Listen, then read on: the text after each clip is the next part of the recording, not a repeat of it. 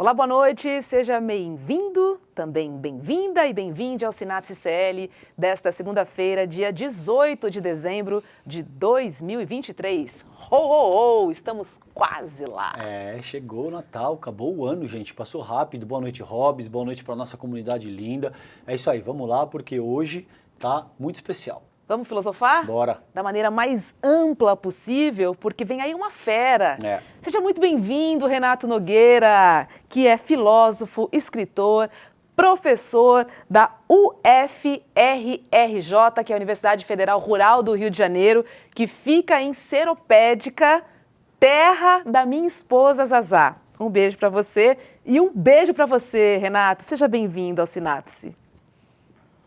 Boa noite, Roberta, Rob, César, gente querida aqui do Sinapse. Muito obrigado por esse convite. Muito obrigado. Boa noite.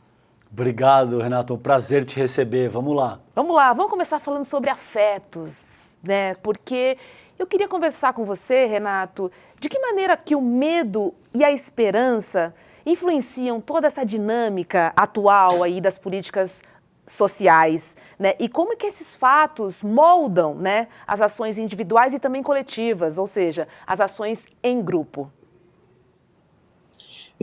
O medo e a esperança são marcadores políticos muito presentes na modernidade. Lembrando do Spinoza, né, o filósofo Spinoza, que fala do medo e da esperança, né, como esses marcadores. Mas eu gosto também de trazer aqui autoras e autores como Mãe Estela de Oxóssi, como o Antônio Bispo dos Santos, Nego Bispo, falecido e ancestralizou em 2023. Gosto de pensar com Ailton Krenak, que o medo é um afeto, então as sociedades são circuitos de afetos, e cada sociedade ela está dentro de uma atmosfera cultural. Algumas sociedades estão mais presentes, tem mais presente uma atmosfera cultural cosmofóbica, em que o medo é o afeto organizador, e outras sociedades, elas são cosmofílicas. O medo existe, porém o medo ele não determina as relações que as pessoas mantêm consigo e com a vida. A natureza e os outros não nos assustam. A gente é capaz de compartilhar com os outros. A gente é capaz de se articular com a natureza. Então isso faz uma diferença. A gente pode falar então em culturas cosmofóbicas e culturas cosmofílicas. Das cosmofóbicas, o medo produz uma hipervigilância crônica. É um estado de pânico quase constante. E nesse estado de pânico constante, a gente vai ter que lidar com dificuldades e com a ideia de escassez. A escassez vai ser mais presente. Então, Renato, a ideia da escassez. Uhum. E como é que se avalia aí o atual momento da nossa sociedade, da sociedade brasileira? A gente é mais cosmofóbico ou mais cosmofílico, sobretudo a partir da própria ascensão do bolsonarismo? Como é que se avalia isso? Eu avalio que o medo foi um elemento fundamental para poder organizar a extrema-direita. Ou seja, a extrema-direita opera com um elemento do medo, porque isso faz com que a ideia de segurança, a ideia de proteção e a possibilidade de estabelecer um maniqueísmo entre aqueles que são pessoas de bem e as pessoas que estão indo contra o princípio da propriedade privada entra em jogo. Então o medo é um afeto, que é uma emoção, né? O medo é uma emoção, que ela vai ser utilizada politicamente com mais facilidade para um exercício de domínio, um exercício de produção de um individualismo exacerbado e de um clamor por um tipo de liberdade que coloca em xeque o próprio coletivo. Ou seja, não existe pessoas, uma sociedade sem coletividade. Porém, isso faz com que aquela ideia que a Margaret Thatcher, ela tinha, né, dizia que não existia coletivo, só existiam indivíduos, o que é um problema, né? Claro. Ou seja, é um problemaço isso. Então, essa ideia, por isso eu concordo com a ideia de que um projeto de extrema-direita, ele está muito articulado ao afeto do medo, fundamentalmente. E deixa eu complementar, porque essa ideia é muito boa antes de te passar, Rô. Não por acaso, tem dois autores que eu gosto, que é o Dardot e o Laval. Eles entendem o neoliberalismo como uma racionalidade que organiza um governo dos seres humanos segundo um princípio universal da concorrência e, consequentemente, da desigualdade. Essa é a definição de neoliberalismo. Essa racionalidade surge com a Thatcher.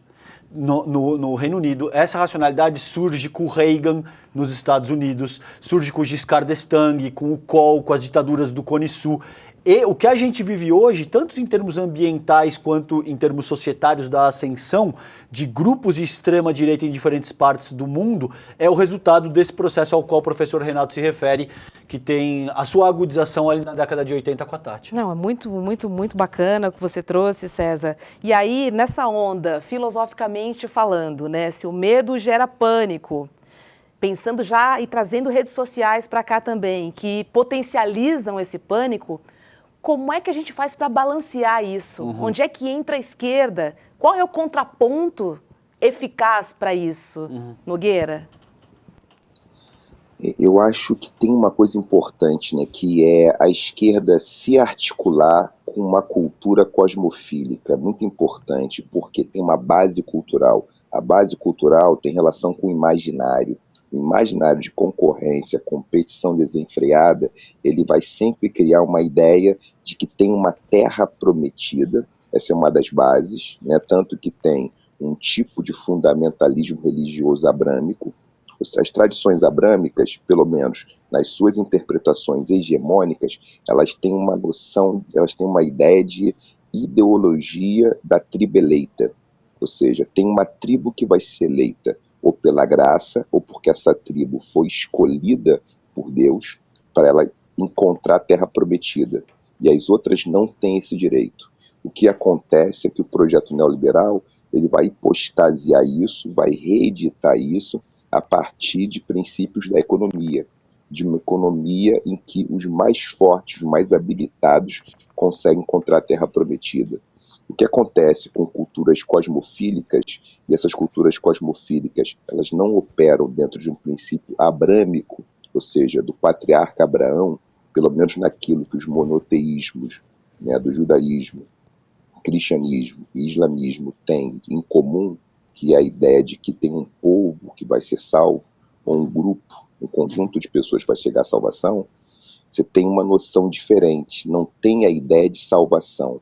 Tem uma noção de que nós precisamos manter o equilíbrio. E mantém-se o equilíbrio a partir de quê? Do compartilhamento, da confluência. Então a gente vai precisar mexer numa lógica cultural que precisa remodular o imaginário.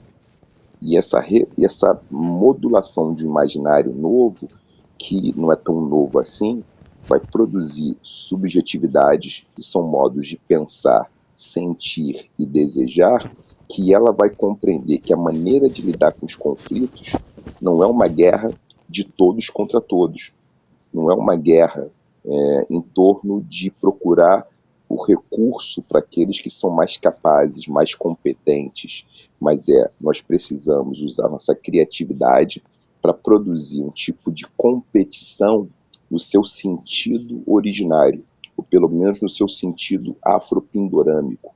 Competir é como nós reunimos as nossas capacidades e competências para resolver problemas que dizem respeito a toda a humanidade, a todo mundo. Porque a única forma de viver é junto. Não é dialogando, que né? Vão chegar e outros não. Sim. E aí não é o princípio mais abrâmico. Que o princípio abrâmico, então pensando Abraão como, né, essa referência ou esse modelo que está ali, né, tem uma terra prometida, tem uma Canaã, tem um lugar que só alguns podem chegar. E aí o capitalismo se reapropria disso no seu projeto neoliberal, está dizendo só alguns chegam realmente, só os mais competentes. Mas aí quando só alguns chegam, muitos têm que ficar para trás. E esse é um problema. E aí a gente acaba institucionalizando uma disputa acirrada. Isso que, né, Roberta falou, que o César comentou agora, de uma concorrência, né, completa, porque tem que chegar na frente, só alguns podem triunfar. E os princípios de algumas culturas tradicionais africanas de povos originários são princípios cosmológicos da roda. E na roda, diferente da ideia de linha, a gente pode falar assim, né, em figuras geométricas mais presentes nas culturas, a cultura cosmofílica ela é mais do círculo e da roda do que da linha. A linha separa, tem o réu, tem o juiz, tem o acusado, e na roda, todos podem entrar na roda, entra e sai, brinca, dança, conversa, aprende, troca, uma outra experiência. Os conflitos continuam existindo, mas os conflitos não são uma questão de vida e morte, porque a vida fica sempre em primeiro plano. Isso muda. São biofílicos também, os contextos cosmofílicos. Ah, né? Maravilhosa. Quanto mais. Isso muda tudo, né? Pensar numa roda faz todo sentido, né? Assim, e como a gente perdeu isso, né, Nogueira e César? É impressionante, porque, de fato, o nosso valor, ele mudou completamente, né? O que faz sentido hoje não tem nenhuma importância numa roda, na verdade, né? E aí a gente traz o capitalismo, a gente traz o medo e a esperança cada vez mais distante, né? É uma inversão total de papéis, de valores, de importâncias. E o que eu trago para o debate aqui com vocês, que eu gostaria de contribuir, é o seguinte: você sabe que eu trabalho com a categoria de elitismo histórico e cultural. Uhum. E, a meu ver, isso começa, sobretudo, com as grandes navegações, quando a gente decide racializar as pessoas para transformá-las em mercadoria. E você tem pensadores, entre aspas, de alguma forma, europeus como Turgot, como Adam Smith, como pessoas que estabelecem essa racionalidade linear a qual o professor Renato se refere. No sentido de te dizer, o desenvolvimento humano parte de selvagens, passa por bárbaros até chegar em civilizados bárbaros, que somos nós. Mas você vê que até hoje, Robbins, e por que semântica é importante na forma como a gente organiza o nosso léxico? Porque quando a gente quer desumanizar alguém, a gente chama de selvagem, a gente chama de bárbaro, a gente chama de terrorista, entende? Então, esse elemento de segregação, essa força social que é utilizada para classificar as pessoas como inferiores ou superiores, tem como premissa elementar esse argumento que o professor Renato acabou de salientar, que é enxergar o desenvolvimento humano e a sociedade humana de uma forma muito linear. Daí, e aí eu passo para ti, professor, o que eu acho importante a gente trabalhar aqui, também não quero perder essa chance, a importância de trabalhar com filosofia. Porque quando a gente fala de filosofia, as pessoas tendem a assumir que é algo chato, sisudo, distante da realidade cotidiana da vida delas, né? Eu gostaria que você falasse um pouco disso, professor Renato, por favor. Qual é a importância da filosofia no sentido de compreender o mundo que nos cerca? A filosofia é um exercício humano necessário. Eu, inclusive, sou um dos que defende, né, de que a hipótese de que a filosofia não surgiu na Grécia, né? A gente tem textos filosóficos mais antigos que os gregos no continente africano, no Kemet, por exemplo. Então, isso é uma coisa importante. Filosofia é um exercício humano que vai refletir sobre questões fundamentais. Você falou do Turgot, falou do Adam Smith, importantíssimo essas noções de tempo linear e de uma história que se desenvolve, ela entra em choque, por exemplo, com autores como Orunmila, por exemplo, e Tahotep, que compreendem o tempo como uma espiral, onde o passado, o presente e o futuro, eles não se relacionam dessa maneira como está ali pensado na base do pensamento Turgot, de Adam Smith, por exemplo, que estão pensando uma evolução. Então, tem um provérbio, por exemplo, na cultura iorubá, da filosofia de Ifá, que diz, né, ele tem um personagem da cosmogonia, que é Exu, e se diz, Exu matou um pássaro ontem com a pedra que arremessou hoje. É uma ação do presente que interfere no passado. Ou seja, o passado, o presente e o futuro, eles não têm essa relação que tem que a modernidade europeia ocidental proclama. Do passado vai para o presente, do presente vai para o futuro. Não. Uma ação presente, ela pode ocasionar um resultado no passado. Isso muda a lógica da relação com as coisas. Isso muda a relação que se tem. Por exemplo, Em filosofias africanas tradicionais, em filosofias de povos originários, por exemplo, a gente pode falar em uma extensão do conceito de sujeito para seres que não são viventes humanos. Então, quando o Ailton Krenak fala que o rio Uatu é o avô do povo Krenak, ele está dizendo que o rio tem desejo e intenção. Quando Mogobe Ramose, que é um filósofo sul-africano, que ele está discutindo a parte da filosofia Ubuntu, ele fala de um polidiálogo, a expressão que ele usa é para dizer que nós, viventes humanos, somos capazes de conversar com viventes de outras espécies, porque nós somos capazes de compreender os desejos, as intenções de outros seres. Então, a gente pode conversar com o rio e compreender que o rio não quer ter a sua rota, a sua nascente modificada, porque isso vai ter impacto para outros viventes. Então, não é uma fantasia, mas é fazer um polidiálogo, que é a expressão que o Mogobe Ramose usa, é nós sermos capazes de conversar com outros sujeitos, com outros seres. Então, quando um povo guarani chama um rio de Iara, ou quando o povo iorubá chama um rio de Oxum, chama um rio de Iemanjá, isso quer dizer que o rio ele tem vontade e desejo, e ele tem um sujeito com o qual nós vamos dialogar, para a gente poder organizar nossa vida social, a nossa comunidade. Então, não tem uma objetificação da natureza.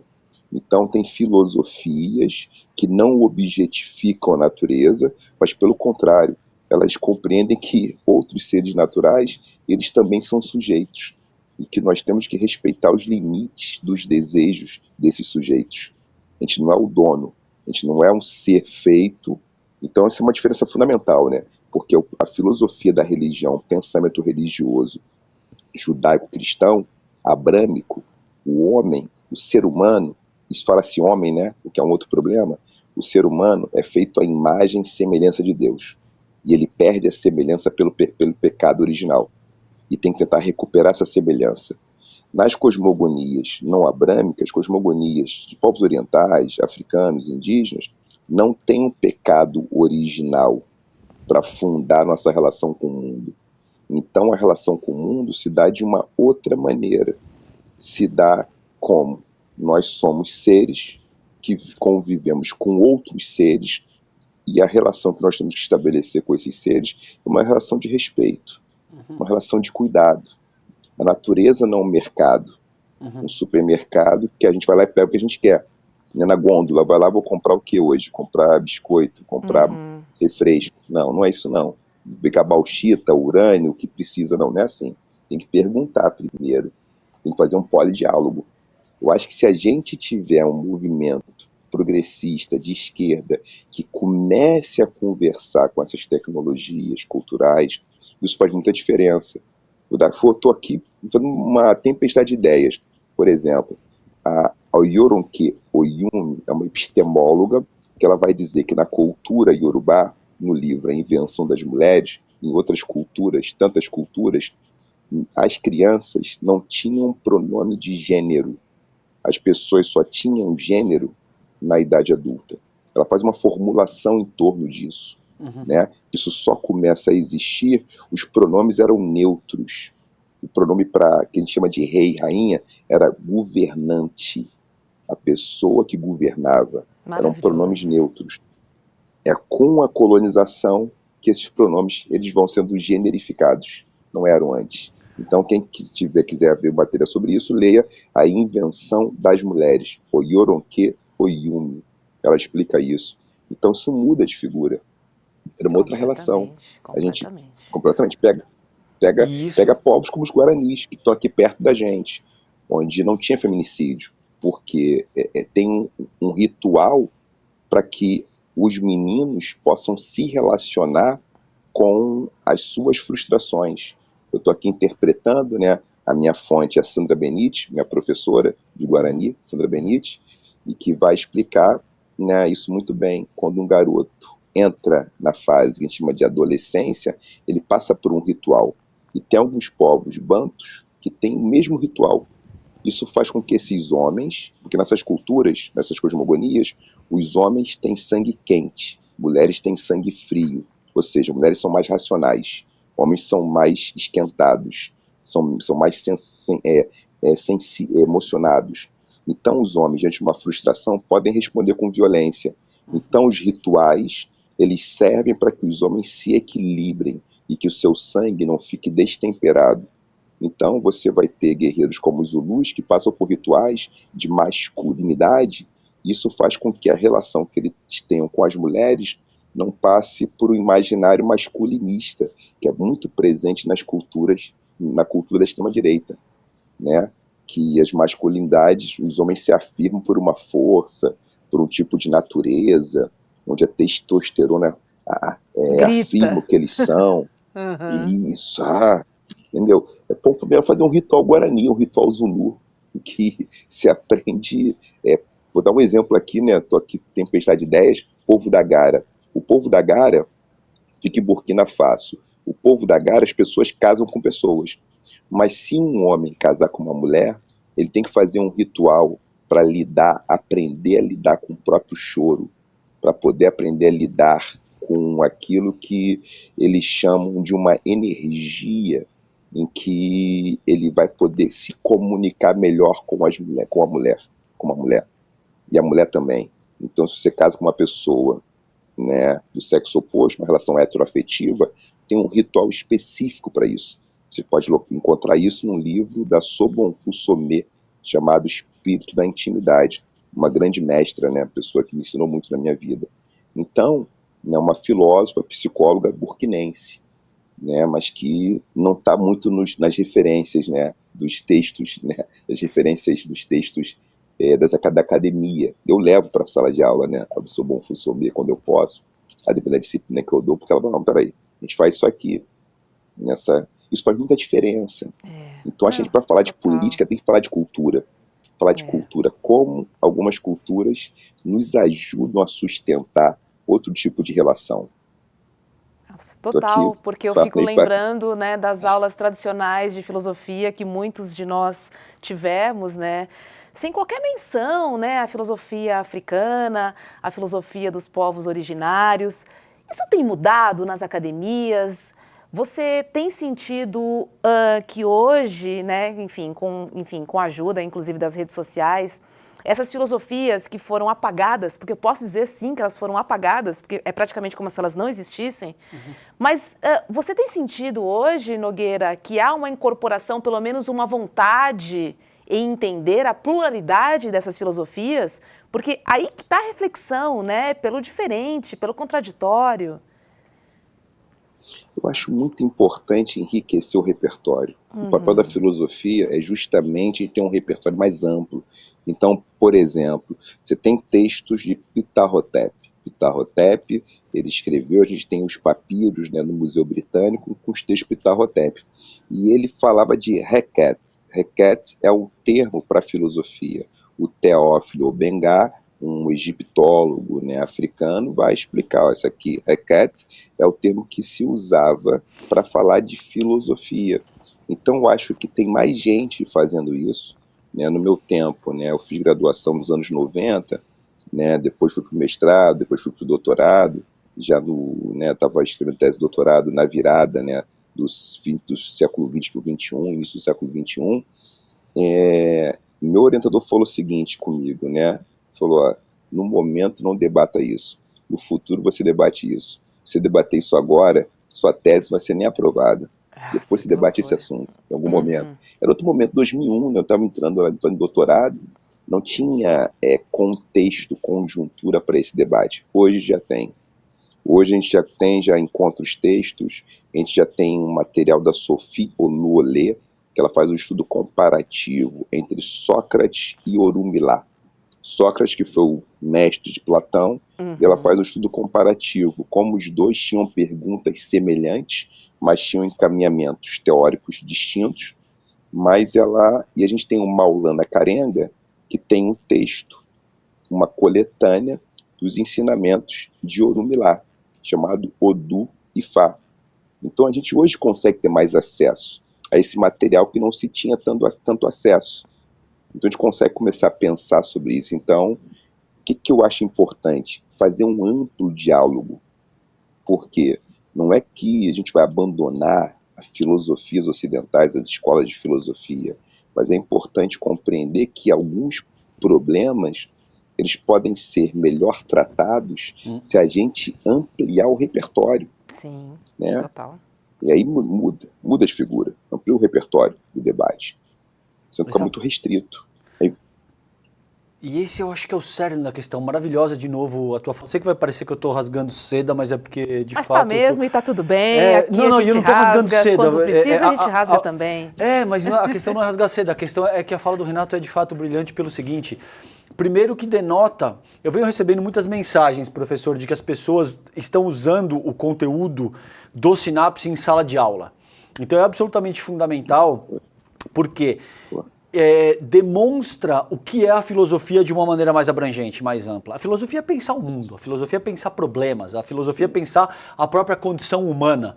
E na medida em que você tem uma caixa de ferramentas, vamos colocar essa metáfora, mais ampla, é óbvio que a tua atuação e a tua propriedade para fazer isso também é amplificada em muitas vezes. Então, daí a importância disso que Renato traz para a gente. A questão não é pensar uma única base epistemológica ou outra. Agora, o fato, o que vem acontecendo ao longo dos últimos 350, 400, 500 anos, é que a gente vem pensando o desenvolvimento humano sob o prisma de uma única cultura, de uma única fonte, de uma única ética, de uma única filosofia, em última análise. E aí eu passo para ti, Rô, dizendo o seguinte, a gente tem um escritor, o Camus, que eu gosto, não sei se eu já disse isso aqui no Sinapse, o Camus te diz o seguinte, um bom romance, presta atenção isso que legal, Rô, um bom romance nada mais é do que uma filosofia organizada através de imagens.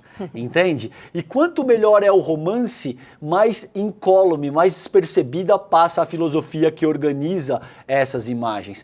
Isso te dá a real dimensão da importância do que é a filosofia. Filosofia é tudo. Filosofia organiza o nosso modelo de sociabilidade e daí a importância de discutir temas como esse, por exemplo. Vou trazer outro tema. Nogueira, o suicídio é considerado uma questão filosófica também? Boa. Muito filosófica, isso é uma questão que eu adoro trabalhar, porque esse filósofo, né, do continente africano, né, franco-argelino, né, nasceu ali na Argélia, Albert Camus, ele trabalha tanto no mito de Sísifo, como no Estrangeiro, que é uma obra que eu adoro, que eu li, né, quando eu tinha 18 anos de idade e fiquei apaixonado por essa obra, em que ele coloca a grande questão da filosofia é se a vida vale ou não a pena. Essa é a questão que ele coloca em jogo. E aí, se a vida vale ou não a pena, tem relação com a maneira como nós nos disponibilizamos na relação com o mundo. E aí o mundo pode ser muito assustador, porque os fenômenos da natureza fogem ao nosso controle. Então, imagina a gente, lá no Neolítico, vendo a nossa espécie, terremotos, maremotos, né, mudanças climáticas, o que fazer diante disso? A gente vendo o nosso corpo, né, adoecer, envelhecer, tendo conflitos com os outros. Então a pergunta era, vale a pena a vida ou não vale a pena a vida? Essa foi uma grande pergunta. Como a gente se relaciona com a vida? E o que acontece é que algumas filosofias, algumas escolas de filosofia, diante deste desafio, elas vão dizer o seguinte, a vida tem conflitos, a vida tem solidão, tem tristeza, mas a maneira de lidar com isso é como somos capazes de reconhecer a nossa interdependência e como somos capazes de carregar os nossos recursos, o que nós temos, e aqueles que convivem conosco, em função de tornar esse território que a gente habita melhor, para a gente poder compartilhar melhor nossa vida, para poder confluir. E aí tem um conceito que o Nego Bispo usa, essas filosofias se aproximam em certa medida, que é falar de confluência, que tem a ver com a gente compartilhar o que é melhor para a nossa existência. Como nós somos capazes de fazer isso, ou seja, isso faz uma diferença. E aí o bispo fala, isso é ser contracolonial. O Nego Bispo propõe uma contracolonização. porque ele coloca que o fenômeno da colonização, ele está compreendendo isso, faz toda a diferença, né? Então, a gente pensar o sistema mundo hoje, norte e sul global, e pensar os estudos decoloniais, pós-coloniais, o que eles percebem em comum é que as navegações marítimas, a chegada de europeus em outros continentes, ela organizou o sistema de uma tal maneira que teve escravização, teve genocídio, teve uma maneira de acumulação de capital brutal, de transformação de alguns corpos em corpos ferramentas, uma racialização negativa que fez com que alguns se tornassem mais humanos e outros fossem menos humanos. Nessa linha, né, de uma certa evolução, né, quem são aqueles que se aproximam mais de uma humanidade devida? E isso foi criando castas, né, e situações de humanos de primeira classe, alguns que nem tinham direito a ser humanos.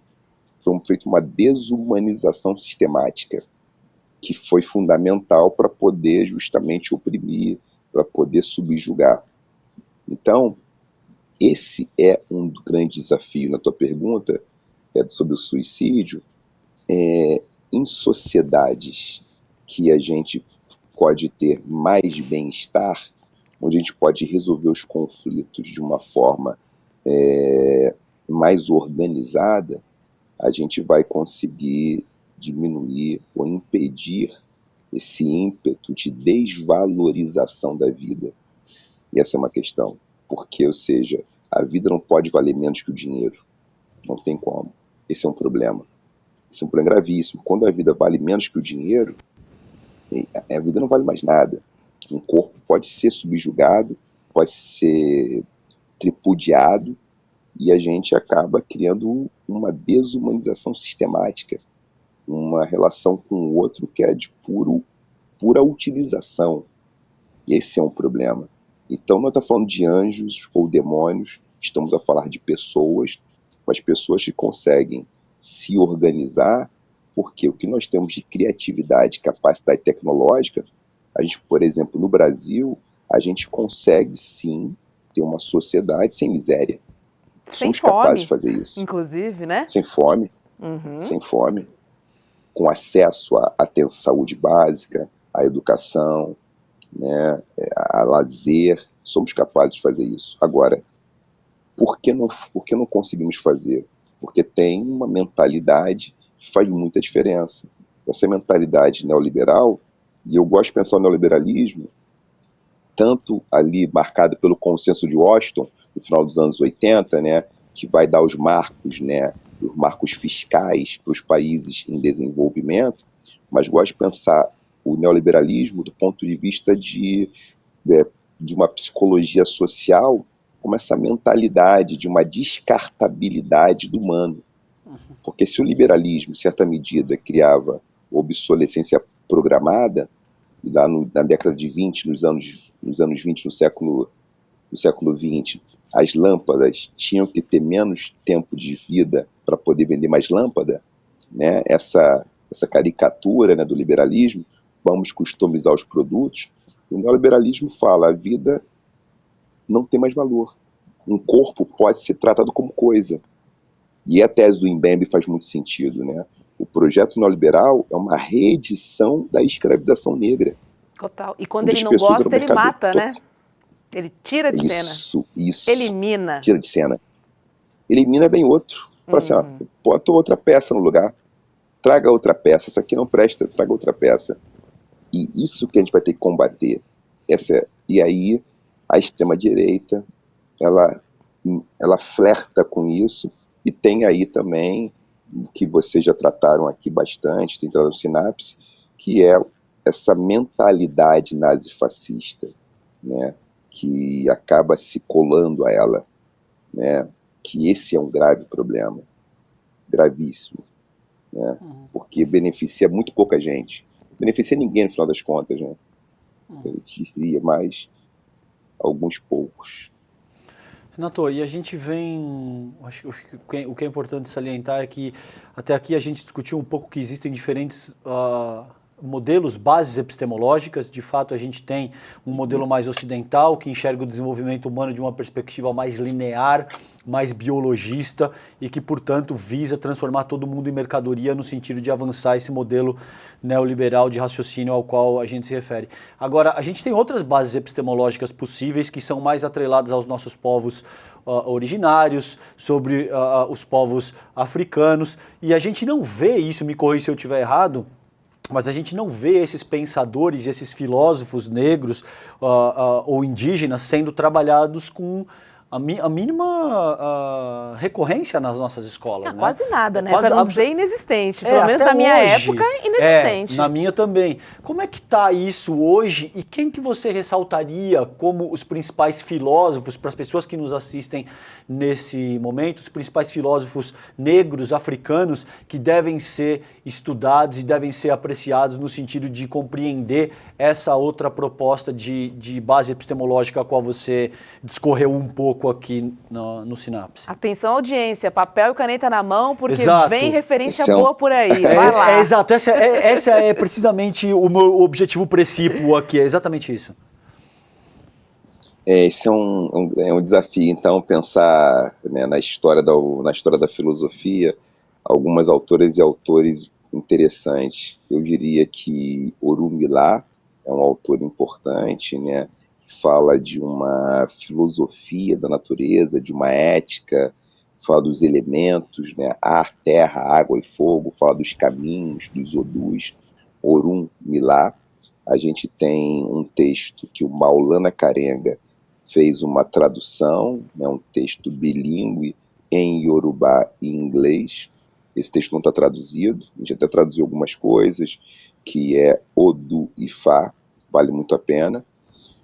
Na antiguidade tem Ptah Hotep, a gente tem Cheikh Anta Diop, senegalês, importante, que fala dos berços civilizatórios. Tem o Yoronke Oyumi, tem tantas, né? Fica a Sobonfu Somé. Sobonfu Somé, eu gosto muito do trabalho dela. Ela tem um livro chamado O Espírito da Intimidade. Vocês podem fazer um Google que tem um trabalho dela ali.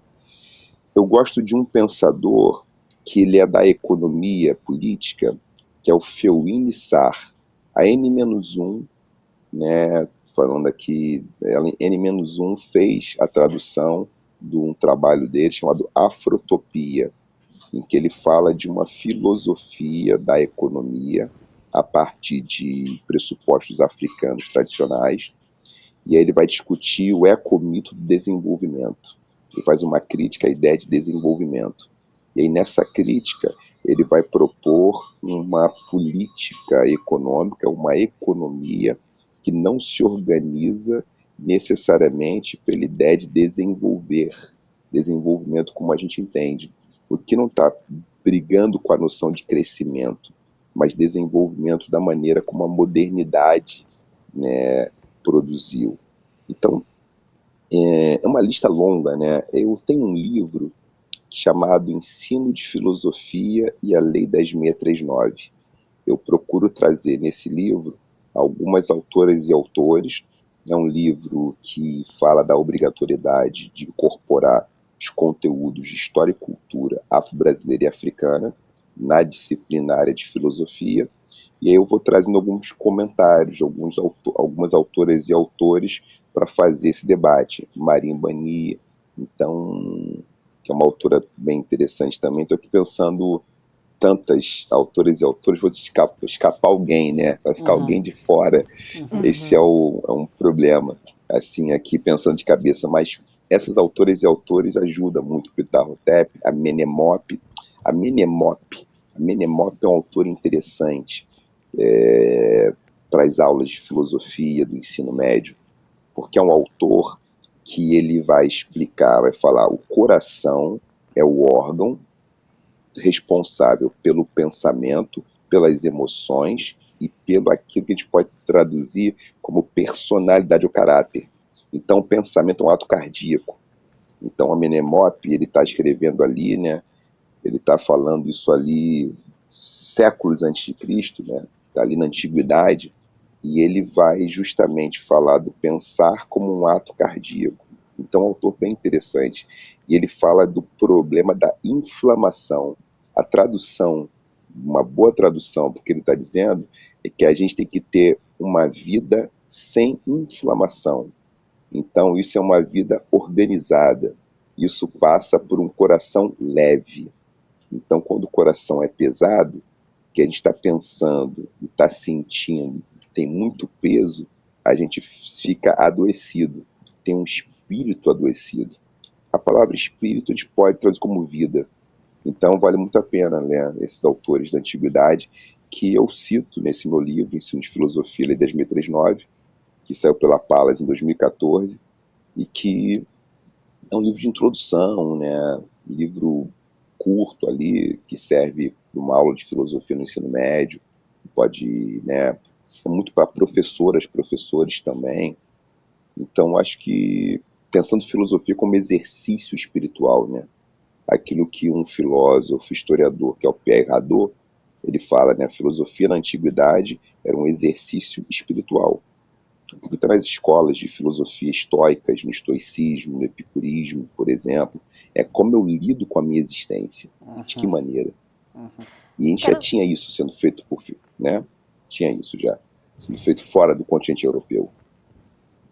Queria aproveitar que você falou do cardíaco e eu queria trazer o amor aqui, que a gente está quase acabando o programa. E eu queria entender com você, Nogueira, se você considera o amor o grande elemento transformador, de fato, das relações sociais, nas políticas contemporâneas principalmente. Então, eu acho que tem uma questão no amor, para a gente pensar politicamente, que não é fácil, né, de trazer. Porque o amor é uma energia muito cara. E como é que eu percebo? Existe uma fantasia que ela vai proclamar um amor universal, um amor incondicional. E vai também articular o amor à noção de sacrifício. Isso tem muito a ver com o pensamento religioso, cristão principalmente, que está na base da cultura ocidental. O Ocidente, como a gente entende a modernidade, está ligada, sim, a instituições. Uma delas é a Igreja Católica Apostólica Romana, que fez parte do projeto de expansões marítimas, dos projetos, né, de colonização, e tem uma ideia do sacrifício ligada ao amor. Eu gosto muito de pensar o amor também descolado da noção de sacrifício, porque o sacrifício que é feito na experiência do amor ágape, né, então tem formas, tem expressões do amor que a gente pode pensar, então amor eros, amor ágape e tantos outros, né? Isso aparece na cultura grega. O que ocorre? Se a gente pensar o amor nessa linha do sacrifício, isso pode criar alguns inconvenientes. Então eu gosto muito de pensar o amor descolado do sacrifício. Eu gosto muito de pensar o amor como muito próximo àquilo que Orumilá chama de axé, né? Axé é uma tradução para axé, é energia vital ou equilíbrio. Poder, né? Ou, por exemplo, é poder, força ou homeostase. O que é homeostase? Homeostase tem a ver com equilíbrio na fisiologia. Se eu estou com frio, eu vou tremer para aquecer. Se eu estou com calor, eu vou ficar suado para poder esfriar a temperatura. Então, o amor, ele é um afeto, a definição que eu tenho usado, né? Isso está num dos meus textos, um afeto catalisador de bem-estar. O amor é um afeto, entre outros afetos, mas que ele ajuda a gente a se organizar. Mas que ele não é incondicional, que ele não é infinito, que ele não é uma energia que eu posso trocar o tempo inteiro com todo mundo. E aí, qual o problema? A fantasia do amor universal, ela produz justamente pessoas ou grupos políticos que estão dizendo, a gente quer amar todo mundo, nós amamos a todos, eu amo ao próximo como a mim mesmo. Mas as práticas daqueles que estão proclamando o amor universal, elas muitas vezes são práticas discriminatórias, práticas que vão dizer o seguinte, eu amo o pecador, mas não quero amar o pecado do pecador. Não tem essas frases que existem, aparecem? Sim. Vocês já ouviram essas frases? Sim. Quando a gente fala de sexualidade, diversidade sexual, então você não quer aceitar o desejo do outro? Como é que é isso? Então você proclama amor, mas tem uma forma de ser que é correta. Sim. Então, eu acho que o amor, quando ele entra nessa fantasia, ele se transforma num risco. Então, que tipo de amor nós estamos a falar? Eu quero pensar um amor humano, um amor com limite, um amor que pode, inclusive, dizer: eu não posso amar tudo e todos com a mesma intensidade e o tempo todo. Não há problema em não amar todo mundo, mas é fundamental respeitar todas as pessoas. E o respeito só se dá quando a gente entende que estamos falando de um afeto humano, um afeto que não tem que se articular com sacrifício supra-humano, o sacrifício de um Deus, né, um Deus encarnado que se sacrifica para todos. E aí eu acho que a gente vai ter que pensar de que maneira o pensamento religioso ele se articula com o pensamento político e econômico, de que maneira ele se articula com isso, e repensar e fazer uma desvinculação ou trazer outras bases epistemológicas para a gente pensar isso, e aí falar de um amor que é muito mais humano, de um amor que não está pelo sacrifício, de um amor que respeita o desejo do outro, de um amor que diz assim: eu gosto mais disso, não gosto daquilo, mas respeito todos os outros, mas não que não tenha um juízo, não tem um juízo da monocultura. Eu acho que isso é uma coisa importante. O amor não pode se operar através da monocultura. A monocultura, ela é uma forma de organização, inclusive, que ela serve a fins de exploração da terra, que vai empobrecer a terra. A terra descartar. Então tem um paralelo. Sim. Exatamente. Eu gosto muito da Geni Nunes, né? A Geni Nunes é uma psicóloga guarani que é muito interessante, né? Que ela fala dessa discussão de outras formas de amor, né? E ela critica as formas monoculturas do amor, e eu acho que isso também pode nos ajudar. Vou dar aqui um exemplo aqui falando sobre amor. Nas sociedades tradicionais africanas, não existia poligamia ou poliandria, existia policonjugalidade. Então, eu vou dar um exemplo. O celibato era proibido. Não tinha celibato. Lógico, falar em África, hoje são 55 países, né, ou 54, segundo a ONU. Segundo a União Africana, são 55, tem o Saara Ocidental, e quase 500 povos diferentes. A depender da região que você está lá, tem 3, 15, 14 povos distintos. O que acontece? Se tinha muitas mulheres heteroafetivas numa comunidade, mas a quantidade de mulheres era superior à de homens, alguns homens tinham 2 ou 3 esposas. Isso era um acordo da comunidade. Vocês podem aprender isso com o Carlos Moore, né? O Carlos Moore, que tem um trabalho muito interessante, é um homem dos que eu conheço que mais conhece o continente africano. Eu conheci o Carlos Moore em 2007, ele viveu em muitos países do continente africano, um antropólogo, um sociólogo de mão cheia, e aí eu conversando com ele, com outras pessoas do continente, o que acontecia? Então tinham mulheres que tinham 2 ou 3 maridos, porque tinham poucas mulheres disponíveis, tinham mulheres com uma esposa e um esposo. Então você tinha era outra conjuntura. Sim. Isso antes da colonização.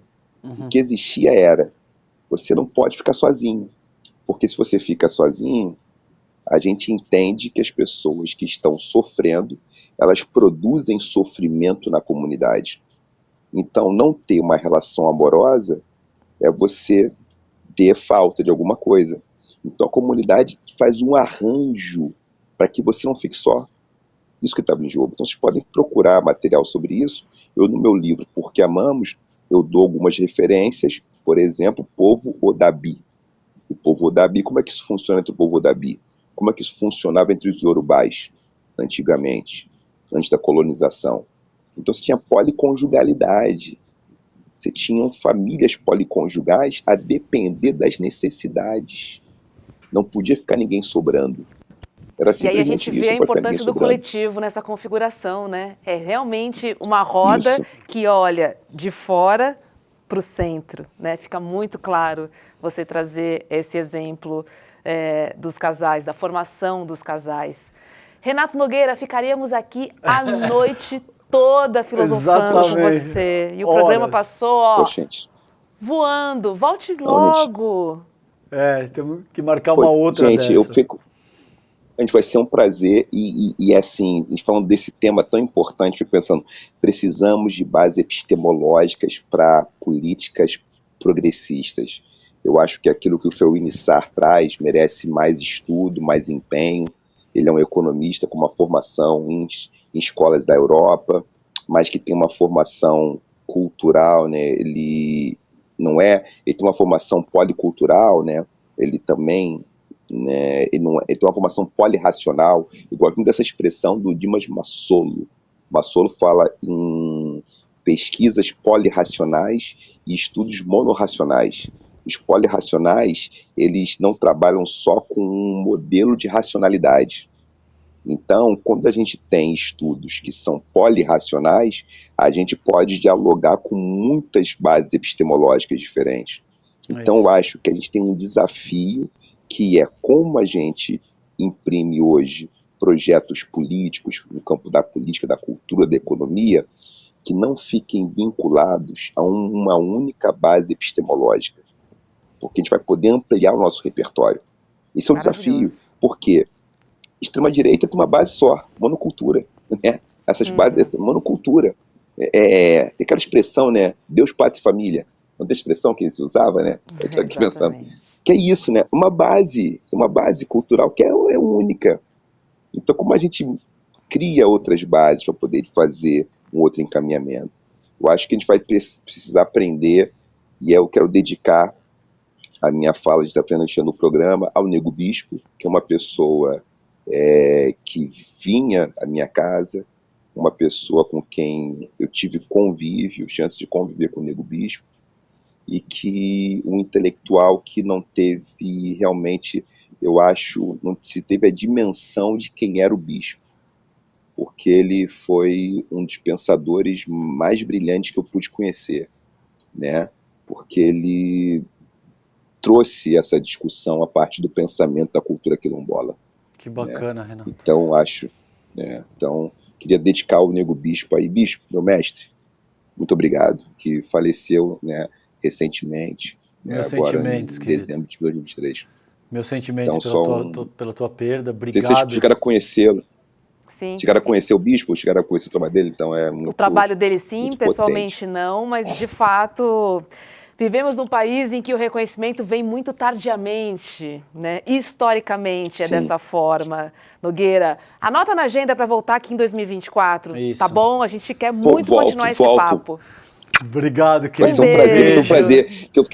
Um beijo, senão eu vou ficar aqui falando o tempo todo, falar do projeto de a gente criar uma política para criar cidades quilombo, para criar estados aldeia. Eu acho que isso pode ser uma revolução. É uma discussão que a gente fazia, que eu fiz com o Bispo, eu conversei com o Daniel Munduruku, com a Sandra, com alguns indígenas. Então, assim, eu acho que isso pode ser um projeto para o futuro. 2024 a gente espera aqui no Sinapse para a gente falar sobre isso. Combinado? Um beijo, querido. Obrigado. Um beijo, obrigada. Beijo. Tchau, tchau. Tchau, tchau. Nossa. Muito vai, legal. né? Vai. Só lembrando da programação do ICL, que já tá tarde, começa amanhã às 7 da manhã com o Leandro Demore, e logo depois tem ICL Notícias, primeiríssima edição.